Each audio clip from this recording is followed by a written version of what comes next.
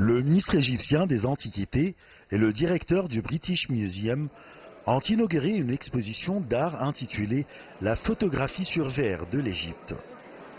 Il s'agit d'un trésor de pellicules photographiques qui date du 19e siècle. Un ensemble de vieux appareils photo utilisés pour prendre ces photos est également exposé.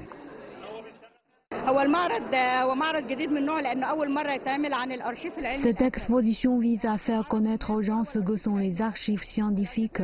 Elle comprend des pellicules photographiques rares, des photos prises au 19e siècle, parallèlement à l'invention de l'appareil photo, des photos prises sur le verre à l'aide d'appareils très primitifs. Cette exposition comprend 21 pellicules photographiques ainsi que 6 tableaux graphiques qui racontent l'histoire de la photographie en Égypte et de ses célèbres photographes. Notons que le ministère égyptien des Antiquités possède dans ses archives plus de 60 000 pellicules photographiques de différentes tailles qui gardent plus de 100 000 photos.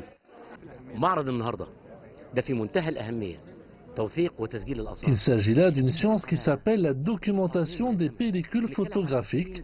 Par exemple, si on regarde les photos du temple de Luxor et celles des colosses de Ramsès II, on pourra faire la comparaison entre l'état des antiquités aujourd'hui et il y a plus de 150 ans.